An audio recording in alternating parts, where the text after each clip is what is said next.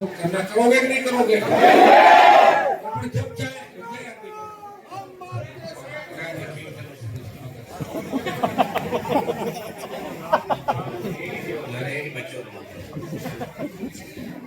तो भाई अब अपने को दिल्ली और जयपुर राजधानी दोनों तरफ कुछ करना पड़ सकता है। अग्निवीर की लड़ाई भी बड़ी लड़ाई है हमारे सामने।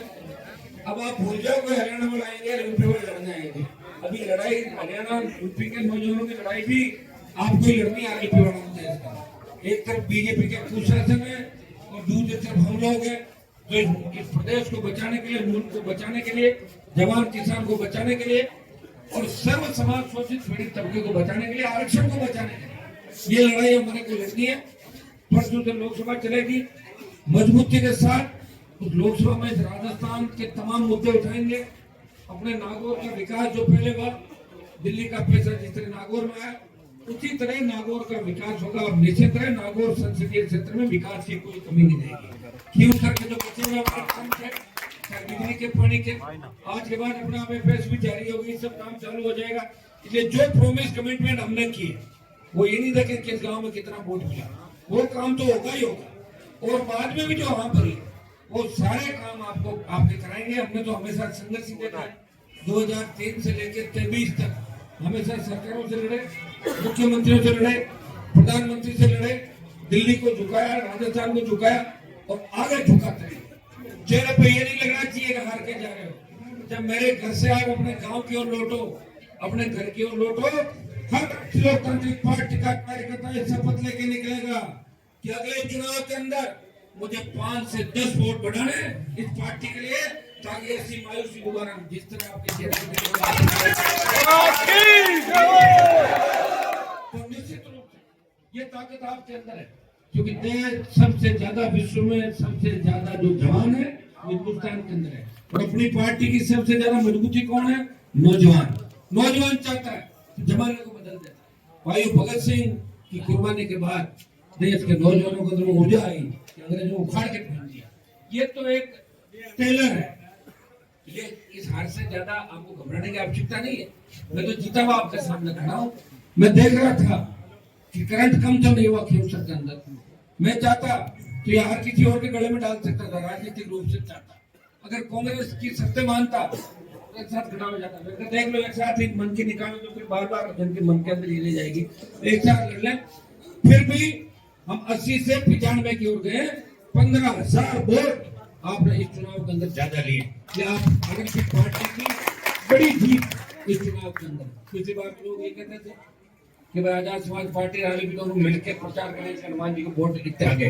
अब की बात मैं अकेला ही कर रहा था प्रचार को, और सुनेगा था प्रचार करने कोई आया था क्या? आप थे और मैं था। और 80 से 95 थे। पूरी सरकार खिलाफ थी और हर जाति समाज ने वो जितना कम ज्यादा हो गया। कई बार क्या होता है कि आदमी लगता है एक बार टेस्ट चेंज करते हैं और उन्होंने ढोंग किए किस तरह का जिंदगी रोए जा रहा है। हमारे कैंडिडेट ने रोने डाल दिया, 15 मिनट में रोता रहता है, जाके आपने देखा होगा 15 मिनट किसी को पकड़ के रोने लग जाता है। बस मैं देख रहा हूँ उनके बेटे को रो रहा था। तो भाई रो धो के भी 5-4 हजार वोट रोने के भी मिलते थे। कितने? 5,000। यशपाल जी हमेशा रोते थे, वोट ले लेते। बाकी लोगों ने कहा साहब 2 बार रोनू दे दिया, कितनी बार ले हो, 2-2 बार कितना दिया रोने से। तो भाइयों रोना धोना, पार्टी, सत्ता, दिल्ली, राजस्थान, गाड़ी, मूछ, बाढ़ सब एक साथ। अब आप मजबूत हो जाओ। अब आपको लड़ना है। इतना ध्यान रखे, एक आह्वान करें, वहां हजारों की तादाद में इकट्ठे हो जाना, वेट मत करना। ये आप देखो देश के अंदर एक लड़का आपके सामने खड़ा है जो विपरीत परिस्थिति के अंदर भी जिसके चेहरे पे मुस्कान है और आपके चेहरे पे मुस्कान देखना चाहता है। वो चाहता है कि किसान के बेटे बेटे आगे बढ़े, शोषित पीड़ित तबके को कभी घोड़ी से वापस उतारा नहीं जाए इस राजस्थान और देश के अंदर। वो चाहता है कि उसका बेटा भी घोड़ी पर बैठ के तोड़ मारने के लिए जाए। शोषित पीड़ित दलितों जो अत्याचार में राजस्थान में कौन बोलता है सब ज्यादा? आपसे मैं ही बोल रहा हूँ। आरएलपी प्रयास करिए। तो हमारे आरएलपी के जितने भी मुद्दे उनको लेके कल तो रेस्ट करो सब लोग। अब तो यहाँ से सबको सौगंध खा के जानी है कि गाड़ी धीरे चलानी है, घर पे जाना, आजाद थकान उतार लो और मूड ऑफ हो, थोड़ा तो मूड ऑफ हो जाता है तो उसको सही कर लो। कल परसों के बाद ये लोग जो जीते हैं इनके ये जीत क्या पच जाएगी, आपको लग रहा है क्या? 40 तो पूरे हो गए, 40 हो गए जीत के। वो कह रहा मैंने जीता है, लड़ लेंगे आपस में। राजा साहब कह रहे मैंने जीता है, तो रानी साहब दूसरा कोई और कुछ कह रहा है, तीसरा और कुछ कह रहा है। इसलिए भाइयों, हिम्मत हौसला के साथ रखो। अपने को ये मैसेज देना कि राष्ट्रीय लोकतांत्रिक पार्टी के कार्यकर्ता हिम्मत हौसले के साथ हार जीत के अंदर वो ज्यादा बदमाशी नहीं करते, अपच नहीं होती, और हार जाते हैं तो भी संयमित तरीके से उस हार को पचाना भी जानते। ये हार नहीं आपकी जीत है। 80 से 95 की ओर गए हो। ये बहुत बड़ी जीत पूरे देश देख रहा है, पूरा देश और पूरा प्रदेश देख रहा है कि राष्ट्रीय लोकतांत्रिक पार्टी ने अपना वोट बैंक बढ़ाया राजस्थान के अंदर, और आगे भी। अब की बार आगे में दूसरी जगह चुनाव लड़ा था, निश्चित रूप से ये आपका देवली उड़ेगा, झुंझुनू हम वोट लेते, लेकिन फिर मुझे आप कहते हार जाते थे। क्या जो बात चले जाते हो, मैं पूरा टाइम आपके बीच 15 दिन में आपके बीच था, और प्रयास में कोई कमी नहीं रखी। आपको भी धन्यवाद दूंगा कि आप हमेशा एक परिवार की तरह मेरे साथ जुड़े हो, मुझे अपना भाई मानते हो, लोग मुझे अपना बेटा मानते हैं, कोई बड़ा भाई मानते हैं, और मेरी किसी बात का पूरा भी आप लोग नहीं मानते। इस बात को तय कर लो कि आज की हाथ से अपने एक सबक लेना है। तेज गाड़ियां नहीं चलानी, स्टंट डेमो ये इस तरह के नहीं देना।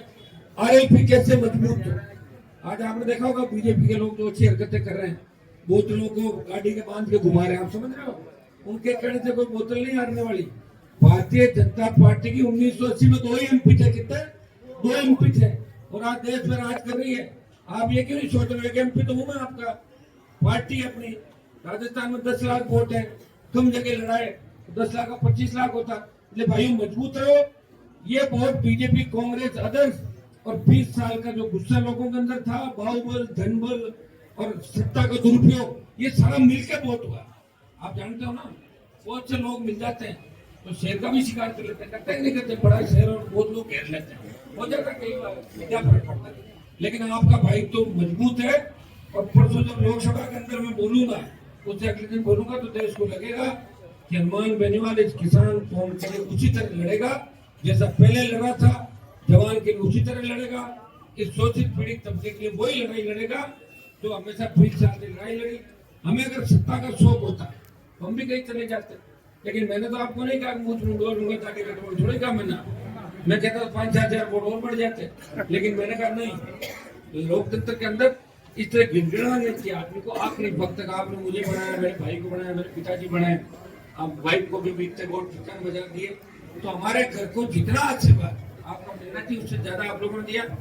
कुछ नर्वस जरूर नौजवान में, आप चिंता नहीं करें, आने वाला समय आपका है, जल्दी दोबारा मुलाकात करेंगे अच्छे खुशी के मौके पे। आप निश्चिंत रहें, मस्त रहें, और यहाँ से 10 मिनट बाद जब लौटो आराम से सब लोग घर जाना, मैं तुम्हारी चिंता करूंगा, घर पहुंच देखने को, और कहीं किसी तरह का झगड़ा नहीं करना, इस बात से ध्यान रखना है। मेरी कसम लगेगी तुम्हें। बहुत बहुत आपको धन्यवाद इस संघर्ष के लिए, और हमेशा इसी तरह